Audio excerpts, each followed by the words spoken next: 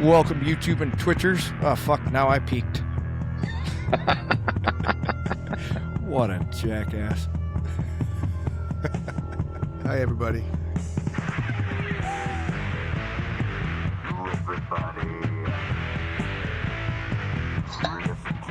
Oh.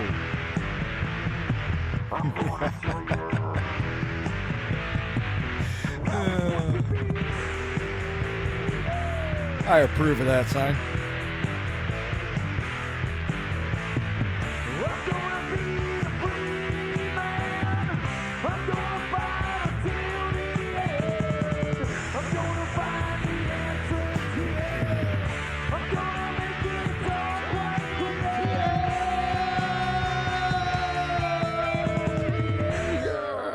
Welcome to the show, the Chris and Mike Show. He's Mike, I'm Chris. And a portion of the show is brought to you by Riverside FM, the one and only choice for podcasting platforms, at least in our minds. Say that fast 3 times. Remember, we're live on Twitch, live on YouTube, and live at chrisandmikeshow.com. That's just chrisandmikeshow.com. Broadcasting live to over 100 countries. And that means that America and outside of America. Okay, so it's not just in America. There's 105 other ones. 93 recognized 93 nations. other ones. 93 nations, yes. We are over 1 million What a nerd. viewers, right?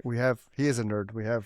We just passed 11,000 subscribers, and it's all because in my defense, I did not know that until we started this podcast, and I think Chris asked me how many countries are there, and I'm like, I have no idea. Yeah, because I have no idea, Dan. I know there's at least 36 because that's what we were in at the time, so I looked it up. There's 193 recognized nations. Right. And we're in over 106 of them now? Probably over 110 now. It's okay, crazy. 110 now. And it's all because Dan Johnson was coming back on the show with his mustache. I'm just here to help the world domination. And that's what we're after. Yeah. Do you got to do this? Do you got to do this in the morning with the mustache? Do you know? That's all. Yeah, that's for the longest time I had to like wax it and curl it and all that kind of stuff, and then it just started doing its own thing, and now I just kind of wake up and go, boop, there it is. Aren't you impressed? I can do that mimingly without a mustache. I can just. You look like you could grow a good beard. You probably just choose not to.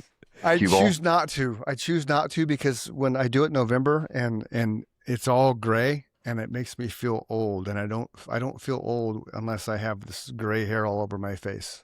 So I do it for Nikki because she likes it, and there's still a little bit of brown in it every now and then. But I think you're one of them rare fucking few guys though that can actually pull off no beard and no hair. That's such a rare thing. Like if I shave my beard off, like I think I've got a pretty strong jawline. Like I look back at old pictures and I was like, that's a great jaw, right?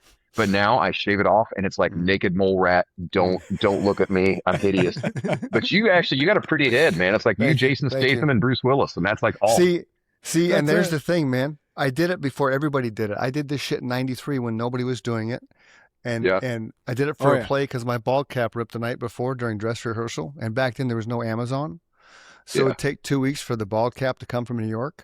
So I had hair about down to here, and I was like, "Fuck it, I'll just shave my head." So I shaved into a mohawk. So for one day I walked around the mohawk that was like this, just and then got to the theater and we just got some clippers. And then straight razored it.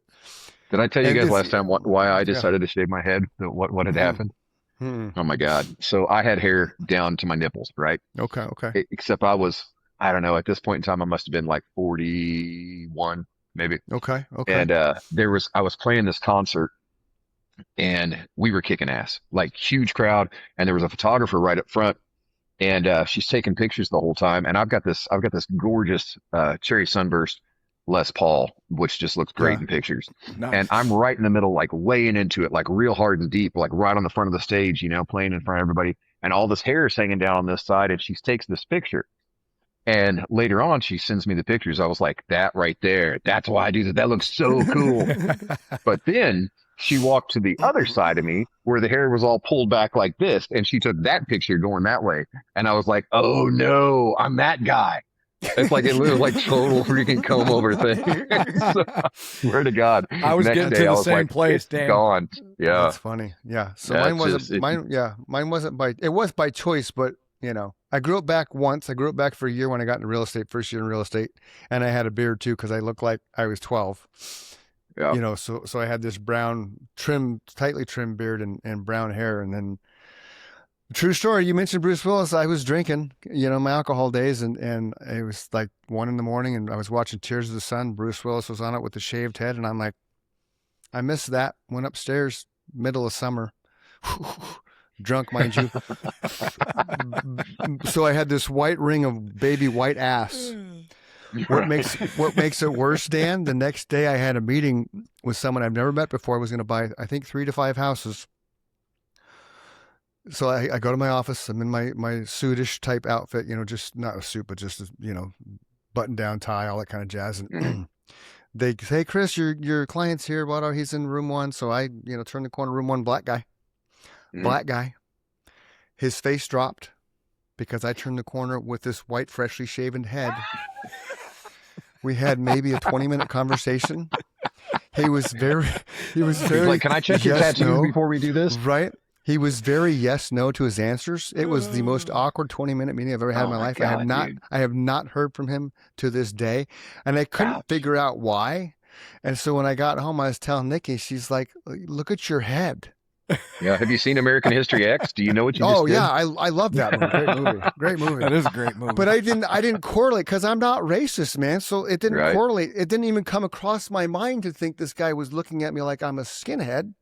Right. You know, But you looked like one that day. Right. And I told him, you know, I was like, hey, you know, just shaved my head last night. It's something I did years ago. And I missed being, you know, having it shaved. So it's not like I went in there like, hey, you know, I'm not going to do the Kyle thing, but you know what I'm saying? So, but yeah, he totally profiled me the wrong way and never heard from him since. So he's thinking an extra committed one. This guy doesn't even let the sun touch his head. Right. You're in there in the morning with your sunblock, just getting the line just right. Yeah. Yeah. But I've heard that people, every now and then people like, you have the perfect head. The perfect face for being. I'm jealous. I'm jealous. Yeah, I am a little mad at you guys though. After our last podcast, I went looking for I went scouring the internet for trying to find your old music or old videos and things like that. And you guys have pulled it all. Why? We don't have it. We never had it. We never had it. Because we were around before the internet, man. Yeah, so the story that Chris is talking about, he was in the band at the time. Mm-hmm. This was 1993 or 4. 93. Yeah, that's 93. Pre-internet for sure, yeah. Yep. And we were one of the lucky bands that we do have some footage, but it was only because Chris went and bought a mini camcorder back in the day, which was a huge investment. It wasn't like going and buying a cell phone. No, it was $700 or something. I put that shit on service merchandise layaway, Dan. I forgot those words. I have not heard those words for a very long time, Chris. Yep, 6 months it took me to buy that thing. But yeah, it was cool because we would record practice, we would record shows, you know. So we would watch. I'd take it home and watch it. Then we'd watch stuff at practice and be like, okay, this was cool, that was cool. The little bit of recordings that we do have, we were lucky enough that I had an 8-track quarter-inch reel-to-reel Tascam and a nice Fostex board and outboard gear, and we were able to record anything we wanted, but. It was 1994 or 95. There was only so much you could do, and then you had to have it pressed into a CD. Mm-hmm. You had, lucky enough to find somebody to master it and then press it. And it's not like now where you plug into your laptop and you can have an orchestra behind you. Yeah, barrier to entry is almost zero at this point in time, which is a good thing and a bad thing. On the good side, everybody can make music. On the bad side, everybody can make music. True, so, right? Yeah. Well, and what sucks, man, when I'm at the gym. You hear I work out at the three letter gym on top of doing something else at 45. But so the 3-letter gym, they have music playing all the time, right? And it's so disappointing, the music that's out right now that's popular. It's you don't have to be able to sing. No. They just fuck your voice up and make you sound auto-tune the shit out of it. Auto-tuning, the electric, and it's terrible. I love it when I get one of those videos in my feed where they accidentally have the real audio of somebody who's singing, and you're like, wow, that's what they really sound like. It's brutal a lot of times, man. Yeah. Now, on the other hand, sometimes you hear people and you're like, God, that is gorgeous. Some people really do. But on the other hand, I've heard some where it was a hot mic when it was supposed to be dubbed or something. And you're just like, oh, that's horrible. I just got the files back today I recorded a live album in May after we talked. And I've always been a little bit like, all I ever see is like an occasional YouTube video or something like that. And you never quite know what it's going to sound like. But I had this one professionally recorded where we mic'd the room, and the room itself is a listening room with no amplification. So there's no mics, there's no speakers, nothing. You just play in the room with a group of the people all around you, right? Awesome. And so we just mic'd the room, and I got to finally, I get to hear it. And I was worried. I was like, man, what's this going to sound like? And I have had this thing that people have told me for the longest time where they're like, man, we love your albums, but you just sound so much different when you play live. Like, we like your live shows way better than your albums. And I'm like, well, I thank you. I think, I'd really like it if you loved the album and bought a bunch of it, and streamed it all the time. But I didn't quite know what they were talking about until I sat through, I guess I got them yesterday, and I sat through last night and listened to it. And I was like, man, I do sound a lot. There's like a lot more emotion when I'm surrounded by people. And I have this little ritual that I go through whenever I play a show where, like, I take a moment of silence, like a meditative moment, and say, I just want to connect with people. Like, I just want to transfer this emotion and connect with people on a meaningful level. And dude, I could hear it in the recordings. I was like, crap, man, I kind of want to just record all my songs this way now. Absolutely. They come out a lot different from the studio when you're you're in this little isolation box with, a pop filter in front of you and, backing tracks going through your cans. Well, I don't know if it's you. I don't know if it's you that we talked about this before, but when you are planning to record music, it's really significantly important, right, to go play live. Absolutely. For 6 months, because the last band I was in, we didn't do that. And to me, I can tell the difference from how I performed those songs live to how they were laid down. And I vaguely remember the producer, Tony Migliore, even asking, have you guys played these out live? And I was like, no, because they're all a bunch of fucking pussies. They don't want to go out live yet. But so for me, that's why that's my, it's the only thing I've ever done that's actually on all the streaming platforms, everything, but it's the least favorite of all the music I've ever done because there was nothing live before it. Yeah. Everything that Nemesis did, you're talking 10,000 times. I mean, we played our songs because we rehearsed 4 or 5 nights a week. Then we had shows the other nights. And if we had 4 shows, and we still rehearsed 3 nights a week. So it was, we constantly were playing the same songs. So as you do that, and especially playing it live, we equated it as 10 practices, right? Because everything's faster. It's in the moment, the emotion. So maybe you should do that. Maybe you should play all your shit live and then go record it live. If you get that, if you hear it yourself, why not? Why not, man? Because that's, Mike and I had the thing, and so did Scott and William, that we all, like, we didn't want to record something that we couldn't pull off live. I mean, there's certain little things you do, little nuances. Okay. But even I had an idea before there was ideas with it, with a megaphone for one of our songs. And so I went and bought a megaphone. Yeah. And I was singing behind the mic with a megaphone, but that was something I could replicate in the studio, and that was something I could replicate live. Right. So maybe if people love you live and they don't like the studio sound, then revert to doing that, because then they're going to get both. Yeah. It was interesting. I had made the decision when we recorded that. I played 18 tracks. I played 18 songs that night. Nice. And I decided, I chose intentionally not to sing any songs that weren't yet recorded somewhere, so that there would be a studio version and a live version. And now I'm thinking to myself, man, if I'd have known that it was going to come out that cool, I might have listened, sang a whole bunch of new stuff that's not recorded anywhere and just put that out to see, how that does. Cause I've got a crap ton of songs. Yeah. Well, that's because I'm honestly thinking, like, the next time I book a show, I might just do the exact same thing that I just did, which is just, probably even book the same room, because the great part about this is it's a little art gallery that has a listening room kind of a thing, weekly. So, like, the acoustics in it are awesome, and people are just whisper quiet until everybody claps. And it sounds really cool on a live recording, or if you tell a funny story, and everybody's laughing in the back. And there's a couple of artists that I like. John Prine did an album like that. Guy Clark did an album like that, where it's like the first track is the story, and then you get the song, and every song is like that. And that's a fun way for me to do a show where I can really interact with people. But I think I might literally just take a bunch of songs I haven't recorded yet and just go record another one with all new stuff that way. Yeah. Are you gonna release that? Oh yeah, absolutely. I'm gonna release. Let me know. Let us know when you release it, because I want to buy it. Yeah, absolutely. For sure, man. I want to hear this now. I don't buy one song. I buy the whole album. So when it gets released, let me know. Yeah. If you're excited as an artist, you're diehard. That's awesome. I'm that guy. That's amazing. They tell you now not even to put out albums anymore. They're like, nobody's consuming albums, so don't waste your time or money. Just do one single, every 60 days. And I'm like, I can't, man. Like I come up with these ideas for the album and I want a fucking album. Yeah, So, I don't like I don't. You find stuff you wouldn't have found. Like, okay, a prime example, Youngblood. I didn't hear of Youngblood at all until you played the Ozzy show, right? Sure. The tribute to Ozzy, which is a little over a year ago. Sharon Osbourne made Youngblood a household name, right? Yeah.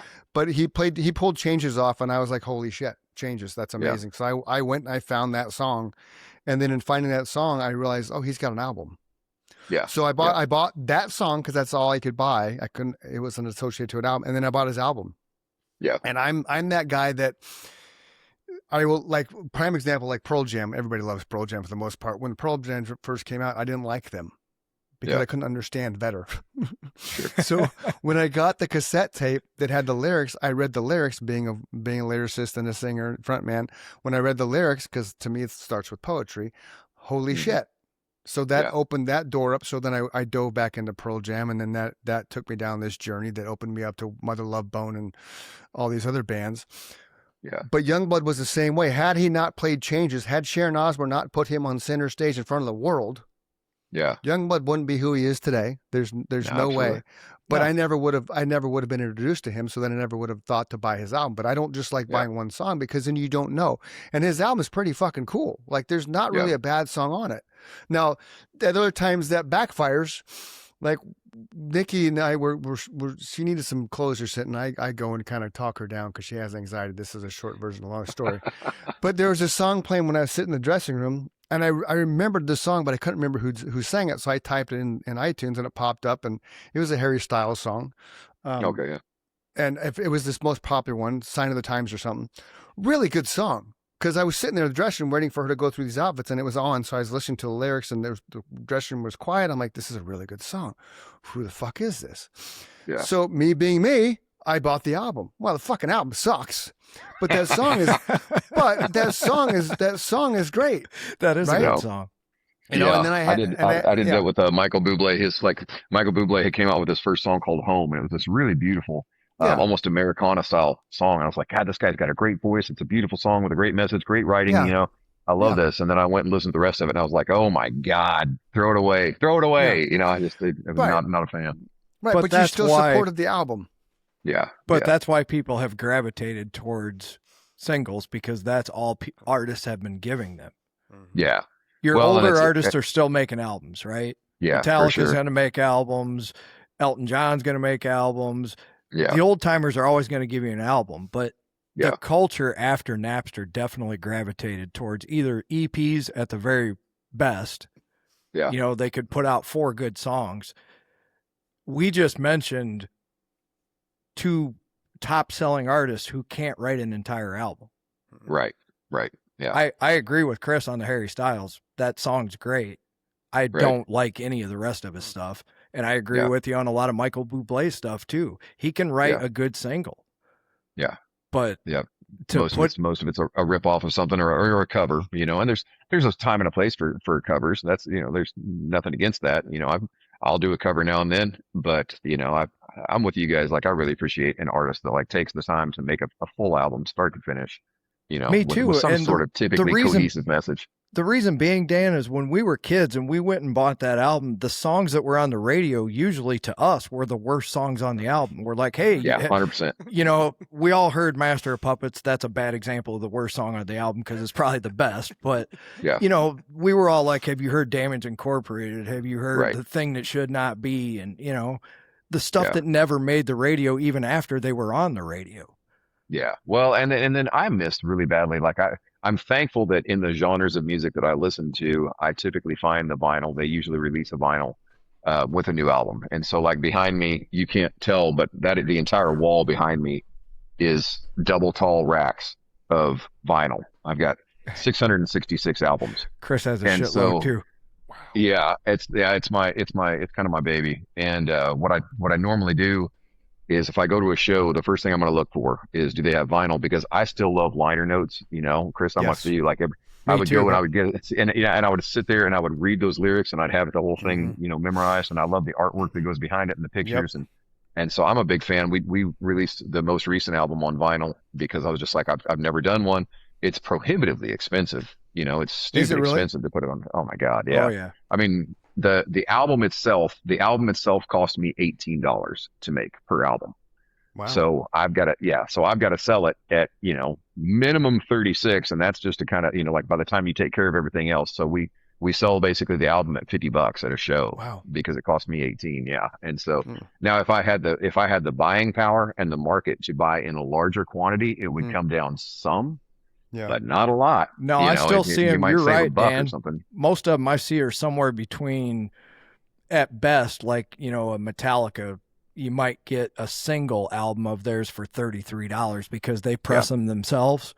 But I'm gonna reiterate to the audience, he's right on the money. It costs every bit of $30 to make any kind of money, and then you have to figure the time that it took you to write them, record them. Yeah. What's up, Jake? Tell Jake we said hey. That's my son. My son, the Marine. Oh, yeah. Real quick, I'm going to interrupt this. Remind me, I got to ask you a question after the show, Chris. About the Marine? Regarding Jake. Okay.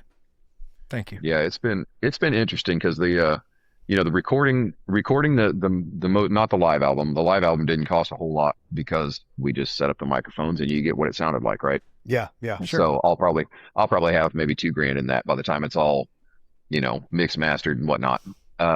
Maybe probably $2,500. But the last album, that was a full studio album. I mean, that one cost me just under $15,000 by the time it was all said and done. So your hope is that you can put that out there and then play enough shows and sell enough merch to break even. If you're lucky. It takes a lot of little shows and a lot of little individual merch purchases to get up to $15,000. Oh, so it does, for sure. That's the thing about online music is that, if you can figure out how to do it, cheap or free from your bedroom, then you're not out anything. But if you're wanting to put out a fully, studio produced album, there's money it takes money to do it. There still does. Yep. Well, the difference being is if no matter how good I am or Chris is or you are as a musician, if it's just us sitting in front of this laptop, you're going to get that sound, right? Mm-hmm. Yeah. You can get close, but you're never going to recreate 5 guys, 7 guys sitting in a studio with microphones around them, and you're looking at that drummer. We all used to face the drummer, Yeah. That's where you get that feel from, so that when you're not facing him, you know exactly what's going to happen. You've pictured that in your mind 1,000 times. Yeah. I had not. That's really cool. Like that's kind of lost a little bit in the studio too, because, so everybody gets kind of separated off from different places. I did track in one studio that it was large enough, where everybody was in there and we were, all facing each other and jamming. And that was a really cool experience, but it's rare to be able to find that in a studio where you've got enough space and separation, to be able to pull off something like that. Normally people are isolated in rooms or, doing individual tracks at a time. But yeah, when you jam live, this last album that we did was really cool because we actually had the time in the studio to sit there. And all of these songs were songs, to your point earlier on, that we played on the road for a long time, without ever putting them on an album. And so then it was a matter of, okay, we've played this 6 different ways. Let's dial in what we really want to do, on the album track. Okay, you go here and I'll go here. And then you're pre-planning stuff as opposed to doing it on the fly. That's why I'm always reinforcing Chris's point, simply because he's lived through both examples, right? Mm-hmm. And you can't argue with success and what he would consider semi-success. The songs were there, but they weren't worked out. You just said it, Dan.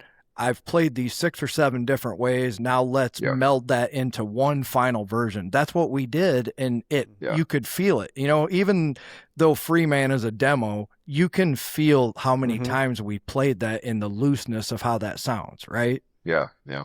And I love that. I agree with him wholeheartedly. I've shared Freeman demo for just regular people and nobody can tell it's a demo. Really? Wild. Yeah. That was recorded in a double wide trailer, a 2-bedroom apartment, and Chris was singing in the bathroom. Love it. Did I tell you guys last time we were on, did I tell you the story about going to the studio where ZZ Top recorded their first few albums? I don't think so. I don't think so either. I was on a radio tour, visiting all the radio stations around, and I happened to go to Tyler, Texas, which is where they're from. ZZ Top. Okay. And yeah, ZZ Top. And the promoter who was there said, "Hey, do you want to go see the studio where ZZ Top got famous?" I was like, "Hell yeah, I do." So we go, and I swear to God, it's a trailer. It's a trailer in this guy's backyard. And we're not talking about a nice area of town, obviously. Like we're in this kind of rough area of town, and then like we pull up in this house, and I'm like, "This is it, huh?" And she's like, "Yeah, this is it, but this isn't the studio. Come on back." And we walk around the house, through all the brush and everything. Yeah. And there's this trailer in the backyard. She's like, "That's it." And I'm like, "Whoa!" So I walk into this like beat up ass old 1960s trailer, right? Wow. And knock on the door, and the guy opens it up. I walk in, it's just like platinum record, like just all the way along. And it was the same kind of thing. It's like this old trailer, and they'd recorded in this place, and that's where that's when they were originally called the Moving Sidewalks, before they were even ZZ Top. That's that was their place where they had recorded. And he says to me, "Do you want to know how they got that really unique guitar sound that made them sound like that defines ZZ Top?" And I said, "God, yeah, I really want to hear this story." And he said, "Well, we were working the whole time. We were trying to find something that sounded unique because they're a good band, but he said we needed something different." He said, "So I had Billy Gibbons play the song through once, exactly like it goes." And he said, then I said, "Now play it again, a little bit behind time and really floppy." And he gave him this shitty old grungy amp that was all blown out. And he just doubled his guitar part just a little bit off time. And that became, they were like, that's it. And so if you go back now, I go back and listen to those things. I love it when I get to hear stories like that. I'm a big fan of like music history. And like, if you were to go through like my Instagram feed, it's just music history after music. Like that's what my algorithm feeds me. Me too, buddy. Dude, I freaking love that stuff. Like I've got all those guys that I follow that find all the cool stories from back then. And then you can go back and listen to the track and go, dude, I can totally hear that now. Like, I've been on this. I know you've seen this concert. I'm sorry to interrupt you, but I just thought you're from Texas. You've probably watched this show as many times as I have. That Stevie Ray Vaughan, the most famous, it's the 1982 concert from the Elma Combo. Yeah. Where absolutely. he's just coked out of his mind and pouring sweat. Yeah. But never misses a note and teaches the whole world what emotion on a guitar is for an hour and 20 minutes or however long that show is. Without a doubt. I've dug so much into his history, him and Jimmy Vaughn, and like how all that came about. And I've cried listening to that version of Lenny, dude, many times. Oh my God. It's just... that guy existed, and you'll find these people occasionally, people that just exist on an entirely different fucking level. It just boggles my mind. There's a buddy of mine named Cody Jasper, who he's a pretty big name in rock guitar right now, and he's probably on his way to becoming legendary, right? And I was thinking about him the other day because he had this new song come out, and I was like, God damn it, this guy's so good. And I was like, I wonder where he spent the time to get that good, because I met him when he was, I don't know, 17 or 18, something like that. And he was already that guy. I'm like, how do you do that? And like every song, and if you hang out with him, you'd almost, Cody, if you ever watch this, I apologize. He's such a man of few words, and he usually says something a little bit dopey, right? Like you wouldn't think that he's as fucking intelligent as he is. And then he writes a song with this, like this beautiful lyricism and poetry and vocabulary and vernacular and everything that he writes. You're just like, God dang it, that's good, dude. And you'd never he and I used to hang out forever and ever and ever, just being, basically stoners and druggies, back when we both did that. And, and I'm just like, I can't believe that these two people are the same person. But he ends up, he ended up getting sober, clean and sober. And now he's just killing it. And he's opening for, every rock band you can imagine.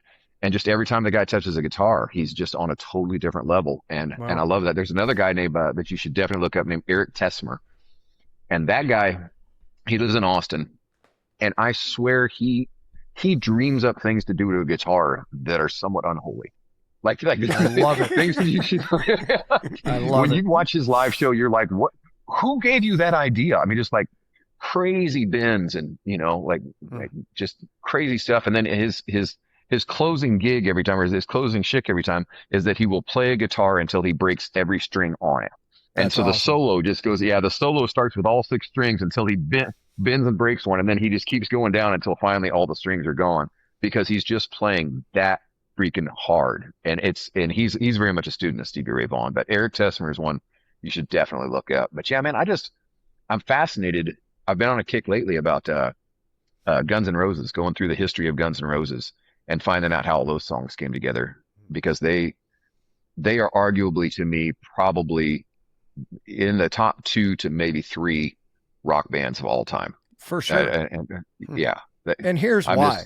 When they Yeah. called them the most dangerous rock band in the world, that wasn't Mm-hmm. just a moniker. They lived that life, right? The people that yeah. were there at the time, they're like, you wouldn't want to stand next to them because God knows when the last time they had a shower was. But when they got on stage, man, when Steven Adler was still there, Yeah. he was the engine, right? Yep. It's the same thing with Phil Rudd. No disrespect to Simon Wright, those were some great songs and some great eras. You can't replace a guy that what we have just determined and defined as someone who gets it, right? Yeah. The highest compliment I've ever received is the guy sitting to the left of me, because he wrote all the lyrics. And when he was happy with something I did, and not just happy, but overjoyed, you've captured what I wanted and what I felt in the melody that I wrote, in the lyrics that I wrote. That's the highest compliment to a musician who doesn't write lyrics, right?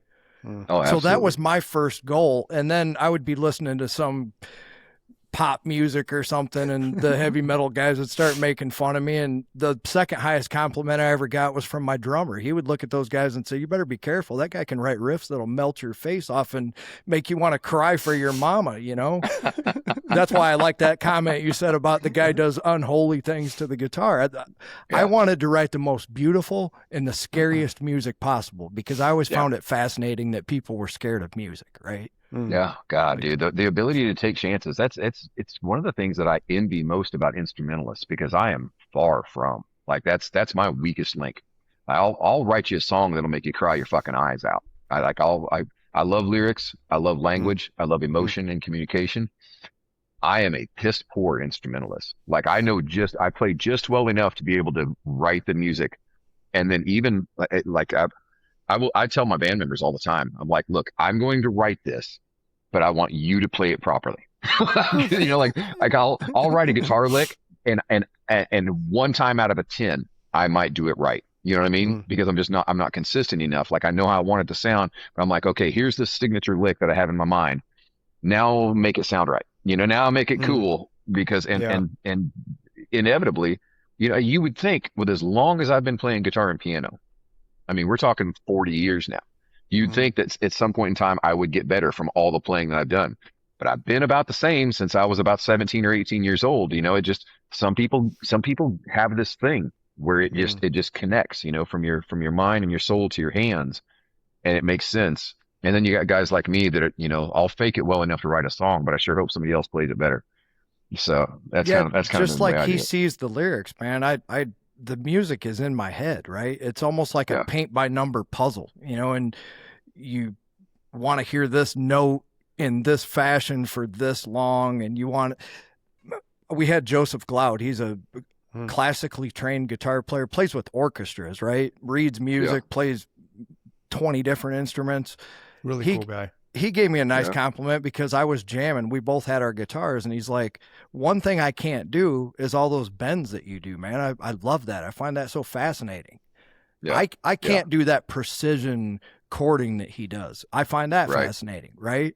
Yeah. So there's the mutual admiration of musician to musician. There's things that you do. I've listened to your music that I would never even think of, right? That's the beauty of music, is there's no competition, right? It's nobody's better than anybody else. It's just different. It's either in key and in time, or it's not, right? Yeah. Yeah. I think to me, like, you were talking about earlier on, Chris, about like how disappointing a lot of music that you hear now is. And I think that's what bums me out, is like how rare it is that I find a new artist that I'm really excited about. That makes me sad. That's and what's the bitch of it is that, they're out there. They're just hard to locate unless someone sends you. Yep. It's you'd have to dig. You would have to dig through so much trash to find somebody who was doing something good, because everything that's popular that's fed to you is going to be, lowest common denominator. Kind of stuff. Nothing. Yeah, the true artists don't get airplay unless you're over what is it? Yeah, overproduced, auto-tune till you break the auto-tune machine, and everything's electronic. Like Madonna, fantastic career musician, right? From the day one all the way up. Like, so she has a song that's playing right now. It's totally electronic, all that kind of shit. She hides her face in it because she's getting old and she's obviously self-conscious about that. But it's catchy, which you'd expect from Madonna. But because she does all the overproducing, the only way I knew it was Madonna is I looked at the screen and it said Madonna.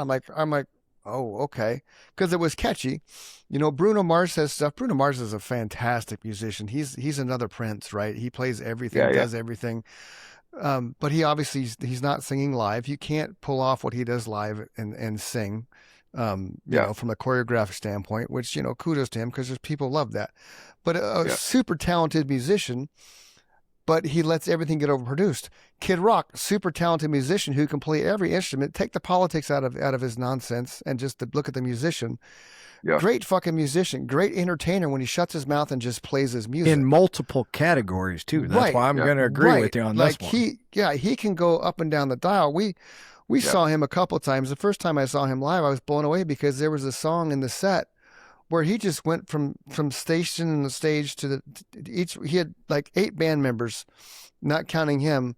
So he's starting at the vocal side and then he goes to this side of the stage and picks up that instrument, plays how many bars, then goes to bass, then goes to piano, then goes to drum. He makes his way around the entire stage for the entire song and doesn't skip a beat at all. But then he has to open his mouth and go political. Dude, shut the fuck up, play music. Right? Garth, right. And then you have people like Garth Brooks who he overproduces his image. Fuck, dude, you're old and fat. Embrace it. Stop airbrushing your shit. He's going to sell out 4 shows every city he plays with this new arena tour. Yeah. He did the Indianapolis, that one opened up in Indiana, Fieldhouse, and he had to do 2 more shows. They had 400,000 people in queue. People will never stop going to see you. No, because why? See who you are. He's a fantastic entertainer. Absolutely. I don't know everything that he plays, but from an entertainment standpoint, I want to go see him. He puts on a show. It'll be a blast, and he's fucking singing from the heart.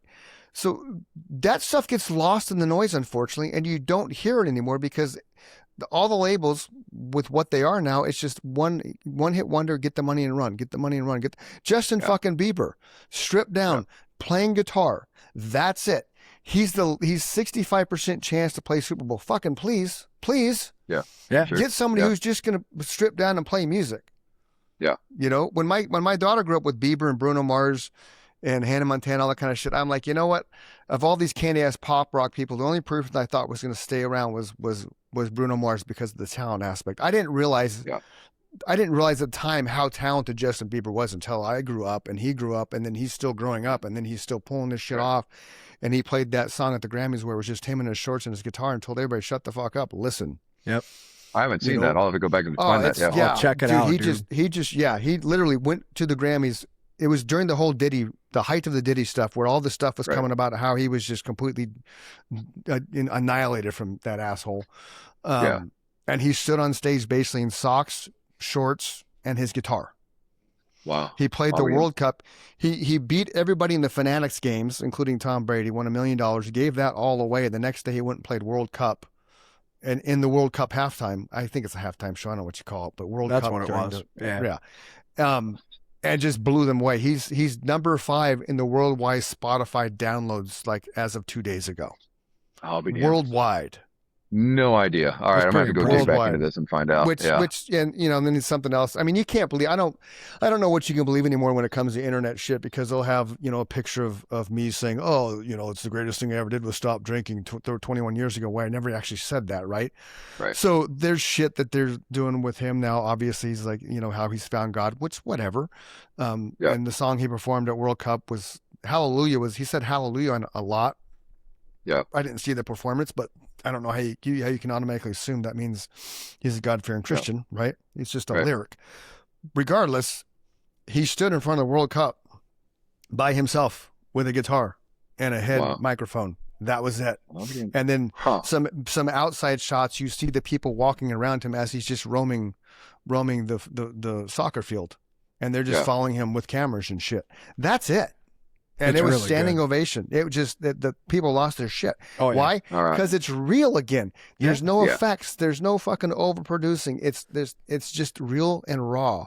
And that would make me it'd make me so happy if more things start moving back that direction. Right. Me too. Right. Which is why I like what you did with that room, that sound room. Release that shit. That needs to be out there for the world. That music's pure, man. It's emotional. Yeah. It's raw. You don't get that anymore. It's just, I keep saying it, it's overproduced and it sucks. Just Alter Bridge, when they're on stage and shit, Miles Kennedy just has his guitar singing Watch Over Me. You can't get any better than that. You just can't. Who's this? I don't think I've heard that one. You haven't heard Alter Bridge? Alter Bridge? Okay, so Alter Bridge is Creed without Scott Stapp. Miles Kennedy's the singer. Okay? Gotcha. So you have the entire backing musicians. Oh, fucking phenomenal. They've never got the success in America, but they've played Wembley, 4 nights in a row. They're huge overseas. Wow. I've seen them here. I would have seen them 3 times coming up in November, but unfortunately we're going to Brad Williams, the midget comedian, the same night. You're so I was weird. like, motherfucker, man. That was random. I didn't see that one coming. But we in Marquee Theater in Arizona is about 20. What is it? Like 3,000 to 5,000 people, and I like them enough that I've always got the whole pregame, backstage pass, everything. So I've stood in front. I'm literally on the stage, and Tremonti. If you don't know who Mark Tremonti is, I mean, you want to talk about a guitar player, unbelievable. And then Miles Kennedy he has a range that's just like he's been with Slash is Snake Pit. Yeah. He played Guns N' Roses. He was Axl Rose for a while with Guns N' Roses. Obviously with Alter Bridge. He did a duet with David Draymond, Sound of Silence. He's got an amazing voice. But you have him on stage stripped down, just playing Watch Over Me. You don't get better than that. Just like I mentioned Draymond, you don't get better than Draymond singing Song of Silence. You ever get the chance to hear that shit stripped down without the sound, without the music behind him? Fuck me, dude. Yeah. Yeah. I think that's what I've been looking for. Like there were so many years, dude. There were so many years that I played every shit gig that I had, everything that someone give me, I would go take it because, having $100 is better than not having $100 when you're on the road, Amen, man. And, God dang, dude. Playing for the bartender and 2 other people that don't know you were there because they're so drunk. Oh my God. Yep. Yeah. Or maybe even worse, at a place where, someone's yelling for the wait. I call them catch-up gigs because there's ketchup on the table, but at least you catch up on your bills. So like, I'm playing background music at some fucking restaurant. Like, I'm like, why don't you just have a Pandora station going? Why make somebody sit through this? This is the most soul-sucking shit you can imagine. But I used to have to do them all the time because that was the only income that I had for 7 years there. And so now that I don't need the money anymore, now I can kind of cherry pick. And I've just been looking for these places where people will legitimately sit down and shut up and just listen so I can talk to somebody, But you know what, Dan? Without those gigs, you wouldn't be who you are as a musician. You wouldn't be who you are as a person either. Even more so. I saw on the World Wide Web a video of somebody filming, sitting at the high top table at the bar, this band. And this song is one of my top 3 favorite songs from this band, like legit. I used to bug Neanderthal, this local DJ, every time I'd call and just bullshit him. He did some commercial spots for me, so we kind of became friends. And every time I'd call him, I was bored, do you play this song? He's like, I can't play this song. It's 14 minutes long. I'm like, motherfucker, I don't care. But this song was played in a bar. And you could hear everybody talking, so it's a catch-up show. You could hear everybody talking. People were walking in front of the camera, the person holding the camera, and it wasn't a cell phone. I don't think it was probably a video camera. Back and forth, just being totally rude and disrespectful. Fucking estranged, man. Playing estranged in a bar with maybe 30 people. Axl was doing his little Axl dance. Slash had his fucking hat on. It was Guns N' Roses shoved in a corner of like probably a 20 by 30 room. Just all crammed on this little triangle stage, and nobody's paying attention to Estranged. Nobody. Yeah. It's mind-boggling. Those guys. I would say Guns N' Roses, my 2 top as far as like tight musicianship. Mm-hmm. Like as far as a tight band goes, I would say Guns N' Roses and Lynyrd Skynyrd. Which I catch some crap for that, being a white guy from Kentucky. Of course you're gonna like a Southern rock band. But I swear to God, dude, if you listen to like if you sit down there with like a good set of headphones and you listen to where these guys play and how tightly they play together, and you notice that there's never a single guitar chord played. Yeah. Neither of those bands ever plays a chord. What you hear is multiple guitars, 2 or 3, with a melody and a counter melody played so tightly that it takes the place of a rhythm chord. I'm so glad you picked up on that, man. Everything is composed at that level. You know, like I've been watching these videos. You know, you had like Duff and Slash, and you like they'll say, okay, well, here was the riff we started with, or here was the chord progression we started with, and then here's where we tore it apart, and here's where we built it. And you see both guitars, you know, or 2 guitars and a bass going at the same time. You know when I figured that out, Dan? When I tried to sit down and learn how to play those songs before we had YouTube and video, and I could only get it to sound so good all the time, right? Because you don't realize that Slash is actually filling in the gap that Izzy's leaving behind every time. Yeah. He's not playing a chord. He's playing the bottom half of the lick of the chord that Izzy's playing. So you have to be able to find a guitar chord. Yeah, I challenge you to find a guitar chord in the entire Appetite for Destruction album. You will not find one. It's all melody, counter melody, you know, like solos played in tandem. It's just that's the brilliance of it for sure. Yeah. That's amazing. Yeah. And Leonard Skinner the same way. Like those guys, you know, they were high school buddies that lived in a barn together when they were teenagers, you know. Ronnie Van Zant, they said, was a taskmaster. Like, I always thought that Leonard Skinner was like the Allman Brothers in that they were an improvisation. You know, everything was different night after night. You're just describing that band was a formula. Yeah. Every note was thought out. If you look at the history of those guys, you know, they were playing 12 hours a day in this barn, you know, and then they pick somebody to go out and get food while everybody else continues to play. Like, and it's just like, everything. I've watched these interviews where, like, you know, they were like, you know, well, we took this song and then we figured out another melody, we figured out another guitar part, and then, you know, the piano part came in, and everything is it's a composition is what it is. Yeah. You know, it's just and it's well done, and I just respect that so much. Here's a crazy Leonard Skinner story that I just read that I had never heard. Aerosmith was supposed to take that plane 2 weeks prior to Leonard Skinner taking it. Oh wow. And the only reason they didn't get on the plane is not because they thought the plane was faulty. Joe Perry and Steven Tyler saw the pilot and co-pilot drinking, sitting in the cockpit and the co-pilot seat, and they're like, no, we're good. We'll take the commercial flight. Wow. Holy crap, dude. I'm kind of thinking everybody was drinking back then, though, regardless if it was on a plane or on a bus. Probably. You know, I mean, it's just, you know, especially the South. Right, especially the South. Like, that's just, you know, Nicky's brother, God rest his soul, he died one, you know, drinking, but he probably drank and drove a million times. Kind of like Tony Romo got arrested. He came out basically saying, okay, I'm surprised I didn't get pulled over before. He's been doing this for 30 years.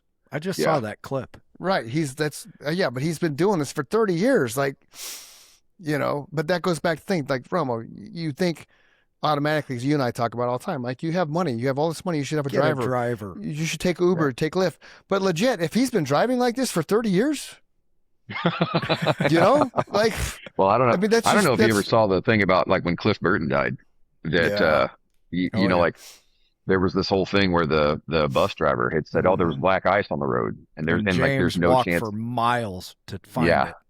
Exactly. Basically dragging that guy by his ear. Yeah. You fucking show me. They pummeled him almost to death. Yeah. I only ever saw one crazy freaking band fight like that where somebody got the shit beat out of them. And we were playing this place in New Mexico, Taos Mesa Brewing, one of my favorite venues in the entire country. Gorgeous place. And the cool thing about it is it's this giant Quonset building, like it used to be an airplane hangar, except airplane hangars have terrible acoustics, obviously, right? So they hang sound baffling, which it didn't used to be sound baffling. It used to be mattresses hung from the ceiling, right? Like this started off, you know, like shoestring budget stuff. But as it grew in popularity, they hung sound baffling from the top. And then they built this stage that was, what do you want it, like, amphitheater kind of style in a dome kind of thing. And then they used, sound panels, foam sound panels, but they cut them to look like feathers. So it looked like two crow's wings wrapping around the stage, right? And it was so nuts. And they used to walk up. It was the only place I've ever seen they did this. When you did sound check, they walked along with a decibel meter and they checked everybody's amp level because they had a certain level. You couldn't go above like 96 dB or something like that on stage. And then they mixed the sound from the back to get it just right for the room. Cool place to play. Anyway, that's awesome. So I'm on tour with this other band, and we were the opening act, and they were headlining. So we play our show. We have a blast. They're playing their show. And in the middle of their show, in this big rowdy crowd, somebody made their way around the side of the stage, back through the curtains, back to the back, and then came up behind the drummer and starts just like doing one of these behind the drummer, right? Well, this guy's really, really drunk, and he reaches over and he starts banging on the drummer's drums, and the drummer starts pushing him away. So he tries to grab the sticks from the drummer's hand. Drummer cocks him with an elbow. This guy grabs him around the neck and starts dragging him back off his drum throne. Right about this time, the drums stop, and everybody in the band looks around. And they're like, "What's going on?" And their drummer's getting dragged off the back. Kelly Knowles is his name. And they literally just drop instruments on the stage and chase this guy off the back of the stage and just beat the love of God into him. I mean, it was just it was insane. They finished this whole thing up, man. They've been gone for a while. Everybody's like, "Oh my God, what's happening? What's happening?" They come walking back out. There's blood and knuckles and all kinds of stuff. And they come up and they grab their instruments and they go, "Well, sometimes you just got to whoop somebody's ass." And they jump right back into another song and keep going. I'm like, that's rock and roll. That person made 2 fatal errors. Number one, the scene in Step Brothers is there for a reason. I'll leave that at that. Yeah. And secondly, you need to look up the definition of the word band before you decide to pick on one member of it. Yeah. Exactly. You live with these guys. When you're on the road, like you guys know, I love this dude, man. I don't just say that. I love this guy. I shared the stage with him over 1,000 times. It's like, agreed. I mean, when you have a problem, who do you call? You call your brothers in the band. We've seen each other through like amazing top of the world experiences, and just the depths. The depths of just not feeling like you can even go on anymore. All my buddies that I play music with, they know. If you ever need anything, I've got one member of my band who I'm not going to say, but I've got one member of my band who really struggles with some tough stuff in life. He calls me, at least once, usually twice a week, just to say, "Man, I'm struggling with this. Can I tell you what's going on?"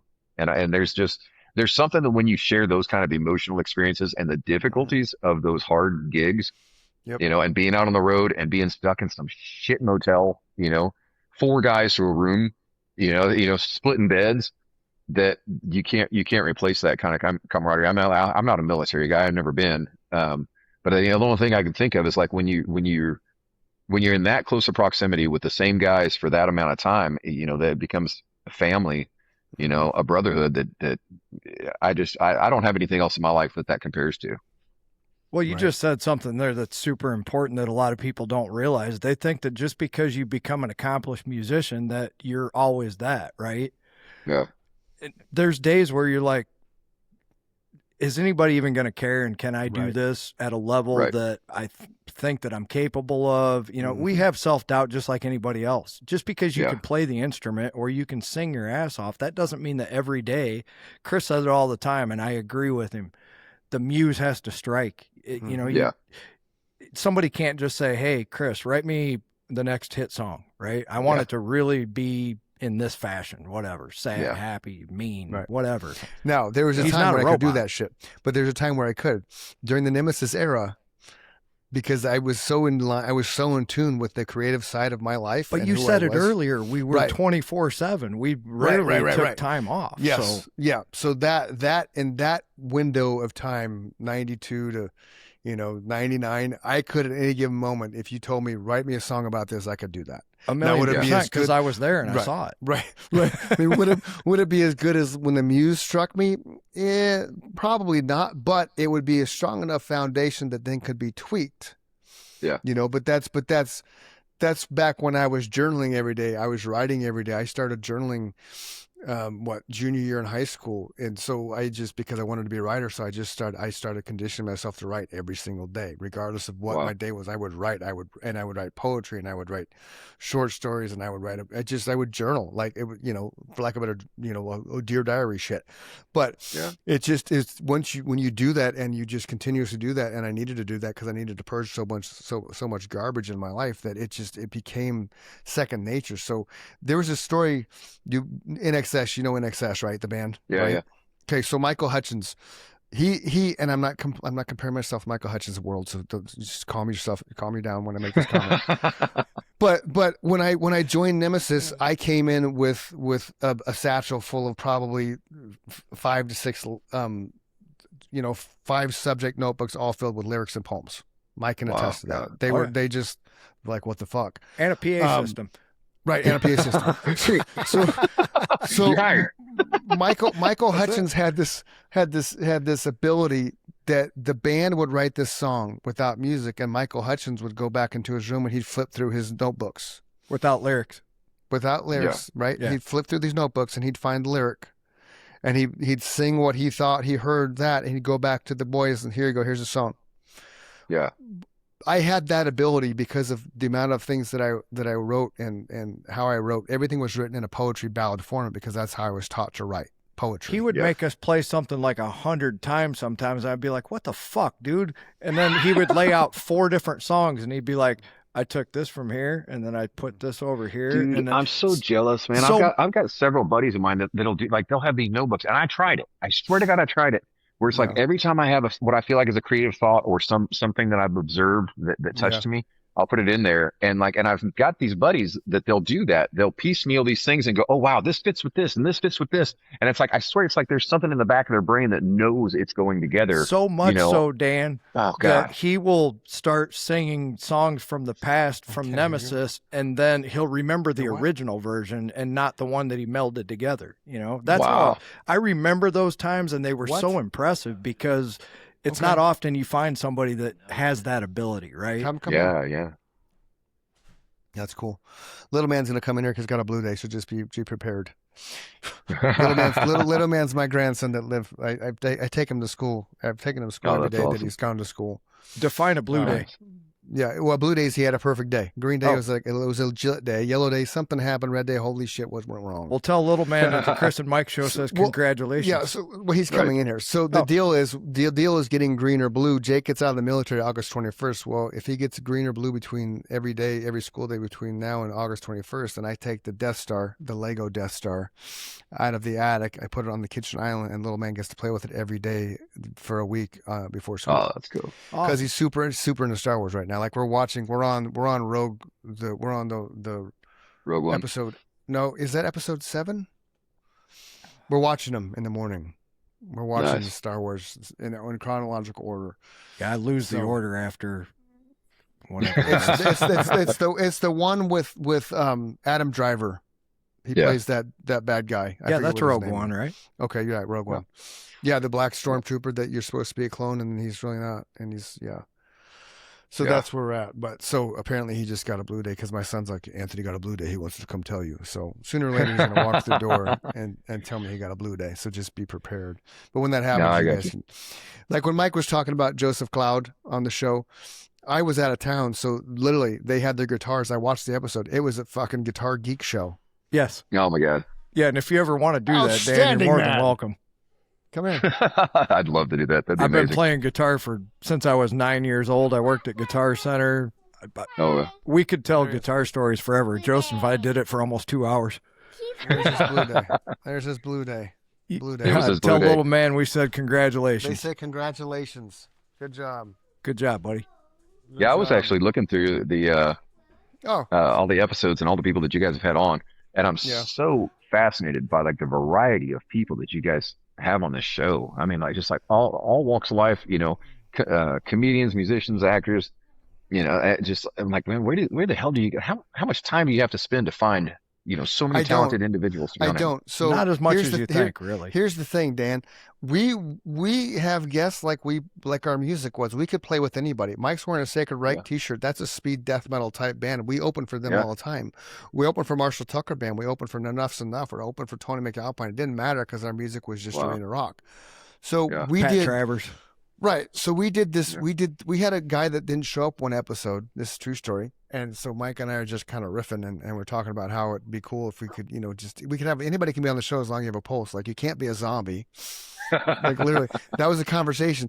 But a zombie would be cool, but he wouldn't really formulate a thought. So I took that and I promoted it. I spent like $100 and promoted that. I'm like, let's just see what happens. That thing took off to where it's like over 500,000 views.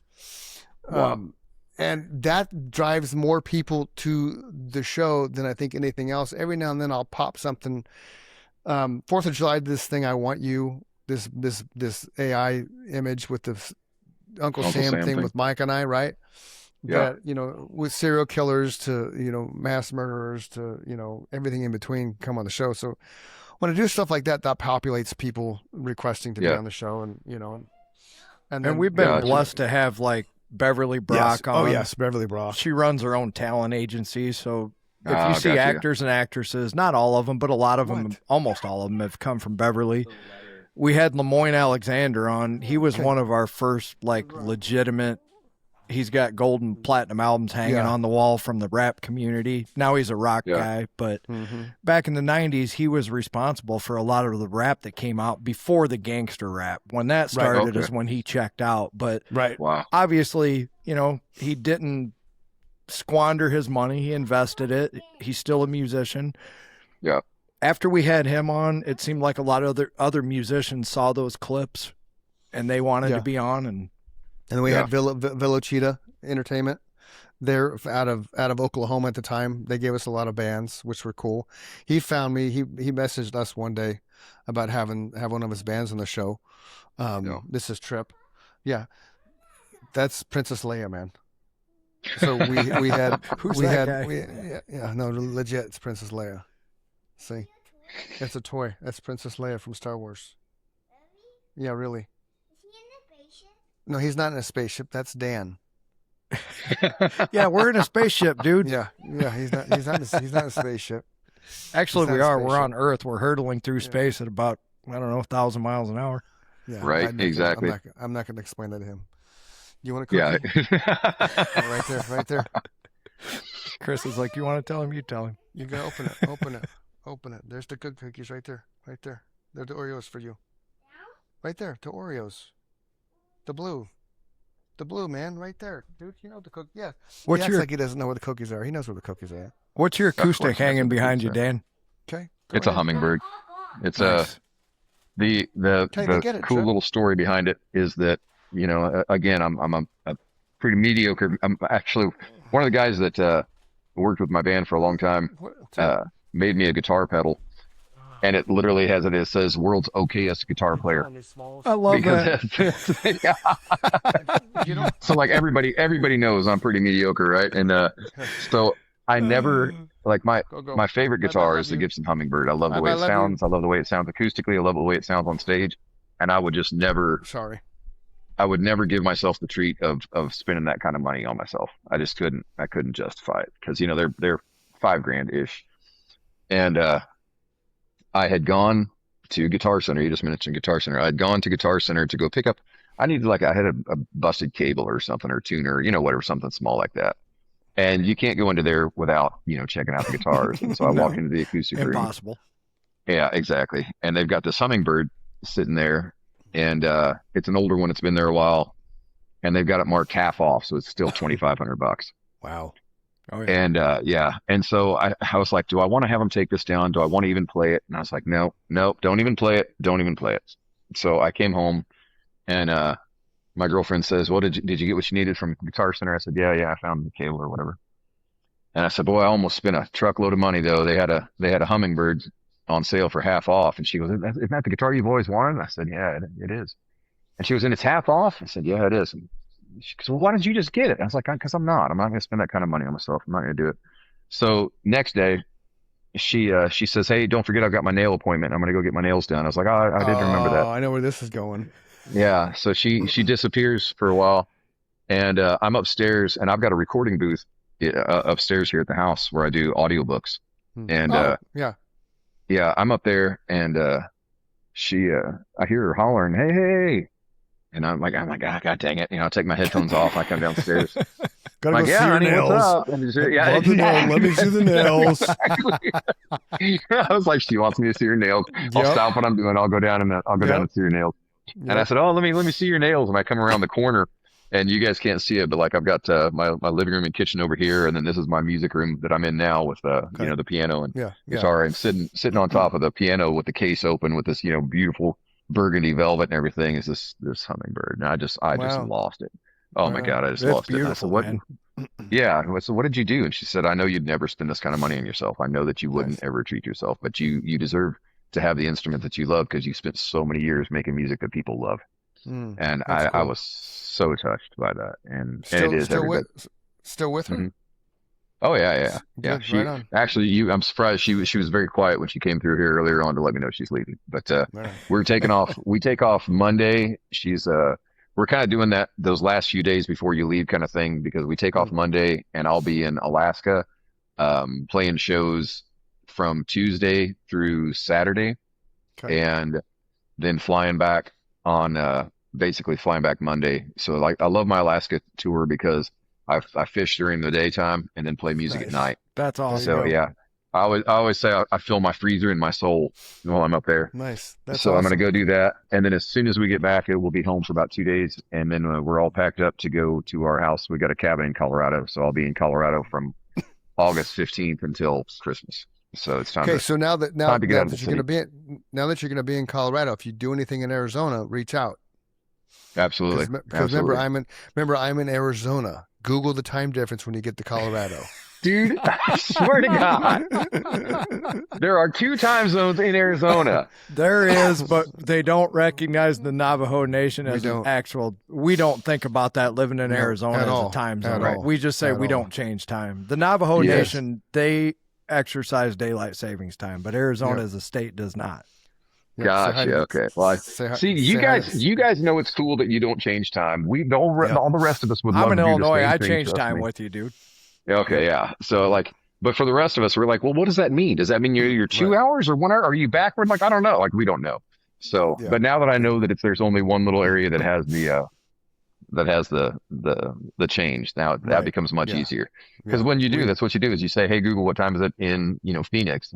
Right. Or I said Arizona. I said, hey, what time is it in Arizona? And I said, well, that depends. There's 2 time zones in Arizona. I'm like, fuck.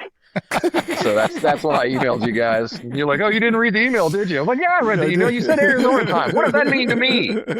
You see, I have this thing called adult ADHD, which comes with another thing called time blindness, which means I have no idea what day it is, much less what time it is 2 hours from now. I have undiagnosed ADHD because my wife has pointed out more and more.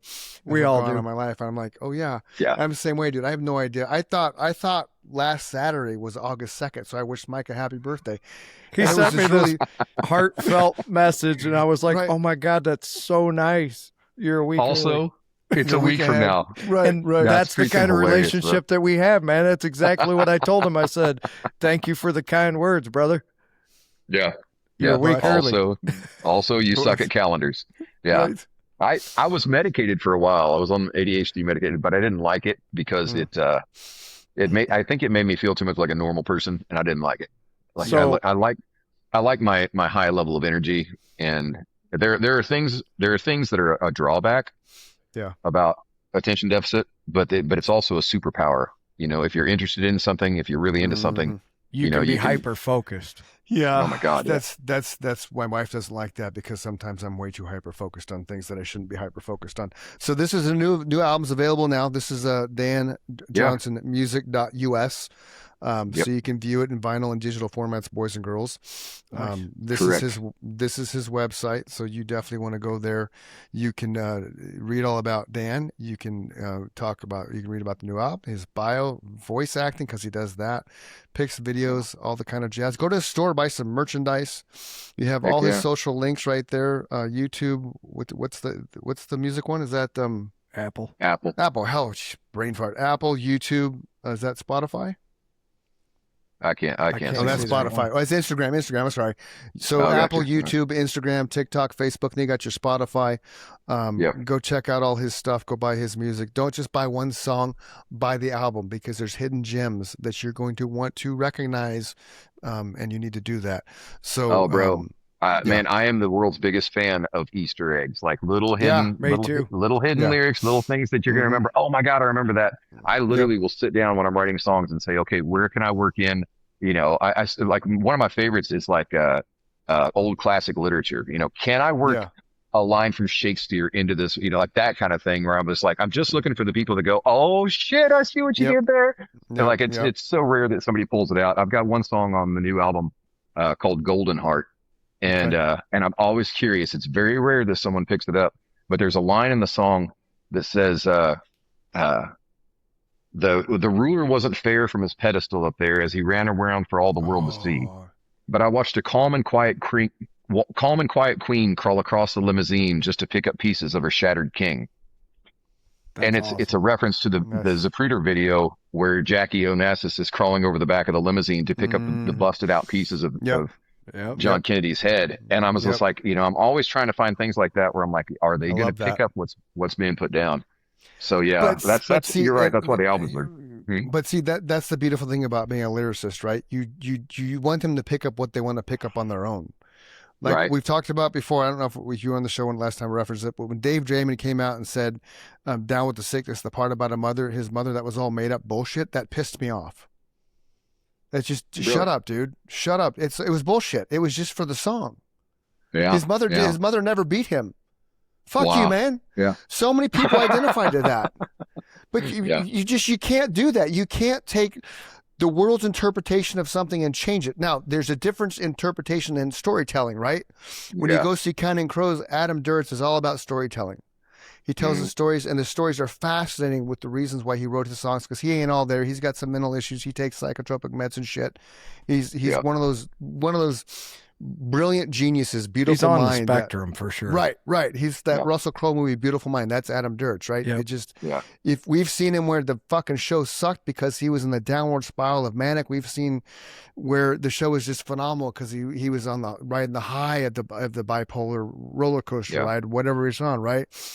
Yeah. But the stories help you understand the context of the song. It doesn't define what the song's about. It doesn't change the interpretation. So we as lyricists, we write what we write because it gets us off, right? Yeah. We get excited 100%. for it. So Mike never knew I never dropped acid till we started doing this show. I wrote a song called Listen to Your Sin that's all about tripping on acid. I've never taken acid in my life. Played it thousands of times in practice and on stage with him. Ever. You're just assuming this is written about a trip he took. That's how little I ask questions sometimes, Dan. It drives people nuts. They're like, hey, why did he do whatever? I'm like, I don't know. We just did it, Right. Yeah. But that's the beauty of what we do as lyricists. So never feel like you have to justify why you do what you do and how you do what you do. Just do it and let people interpret it on their own. Tell the story, around it and things like that. But that's one thing I agree with you 100% on too, dude. Because that's the beauty of music is it was there for me. How I needed it to be there for me, right? Don't ruin that for me. Like if you told me that Cover Me by Candlebox was about something that I didn't interpret it as, that would bother me. If you just said, I've never lived a sad day in my life, right? Don't say that. Right. Yeah.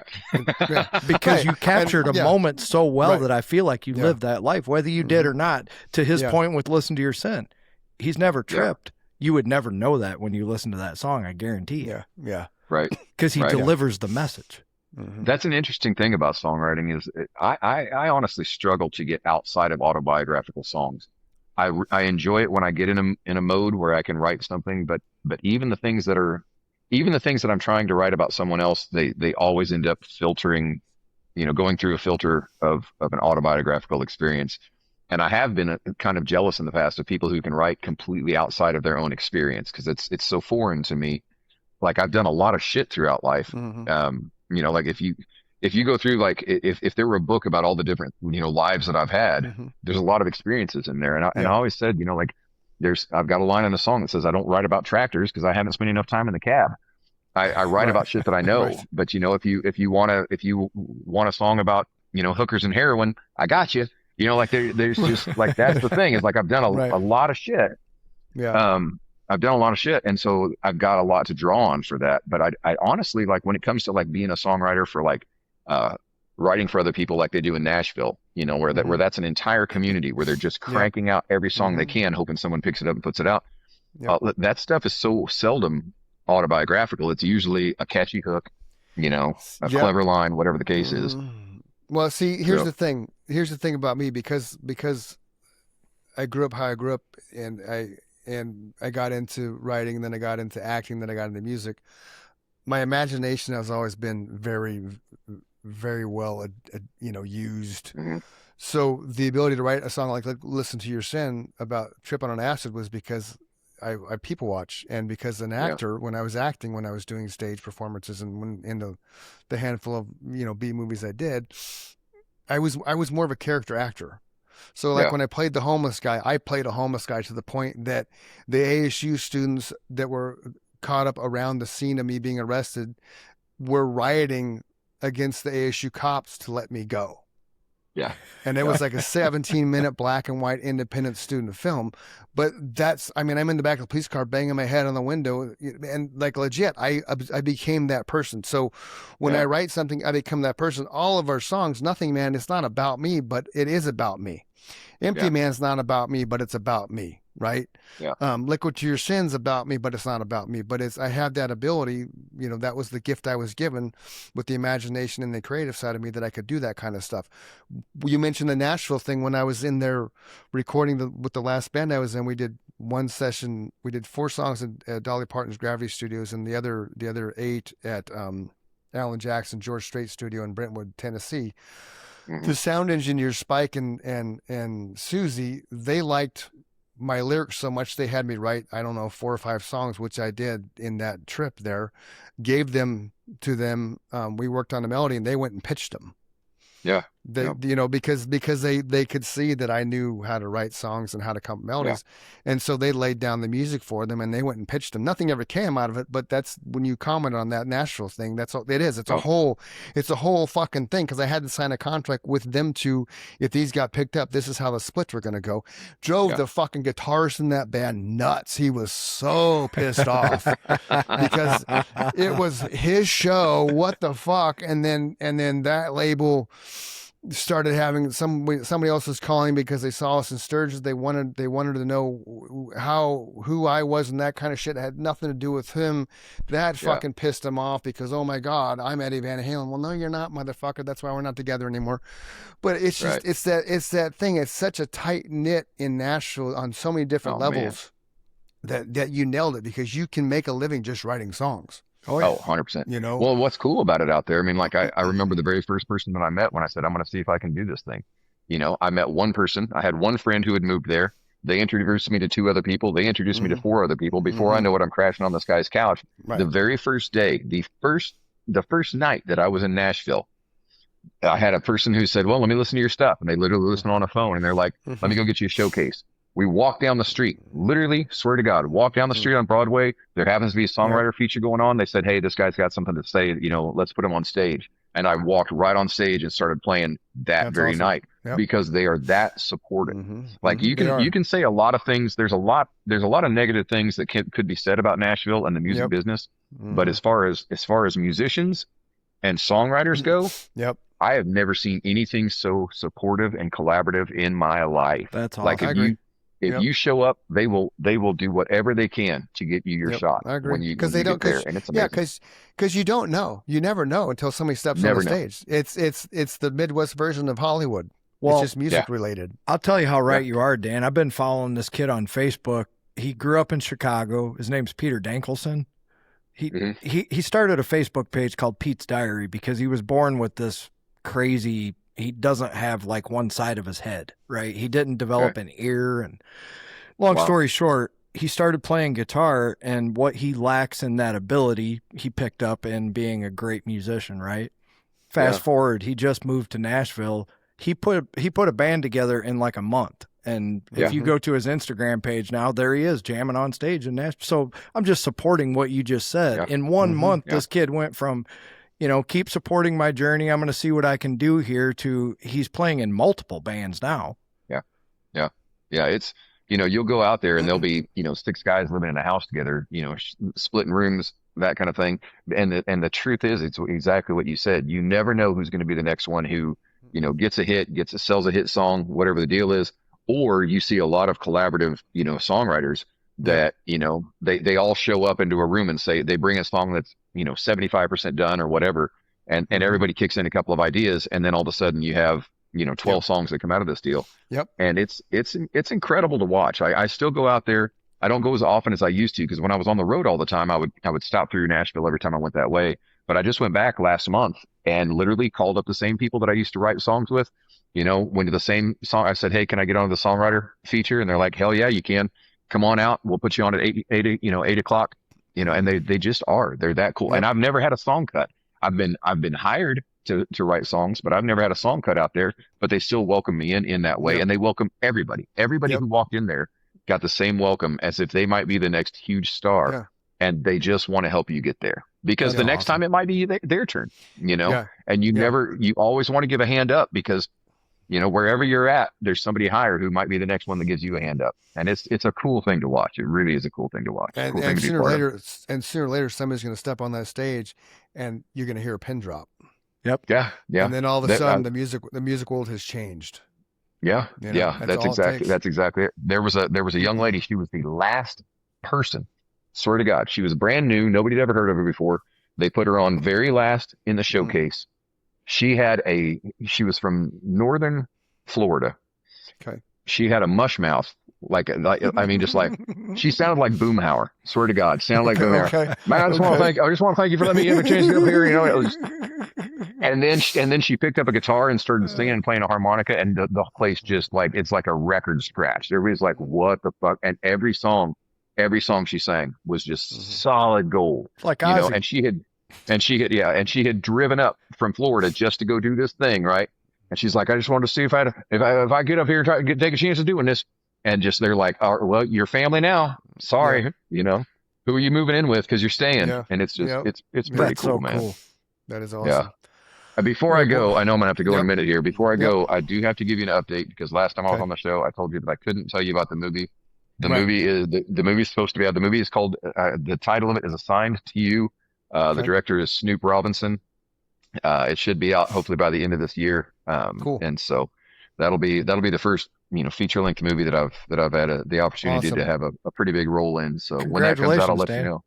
Thanks, man. I'm excited to see. Well, yes, congratulations. But when we're closer to coming out, come back on. And we'll pimp it out, and we'll pimp it out. Cool. That's a deal. That's a deal. And I gotta let you know about this. I'll let you know when this storytelling live album comes out. I want. We're hoping. Me too. Yeah. Yep. Cool. So to find Dan I did that last time. To find Don Johnson, donjohnsonmusic.us. Yeah, close danjohnsonmusic.us, but close enough for me. Fuck me, Dan Johnson. I'm better looking. Oh my God. I'm just gonna stop. I'm gonna stop talking now. It's been a long day. Chris. Dan Johnson Music. .us. Dan Johnson. Music. I was on the website, man. I was on the fucking website too.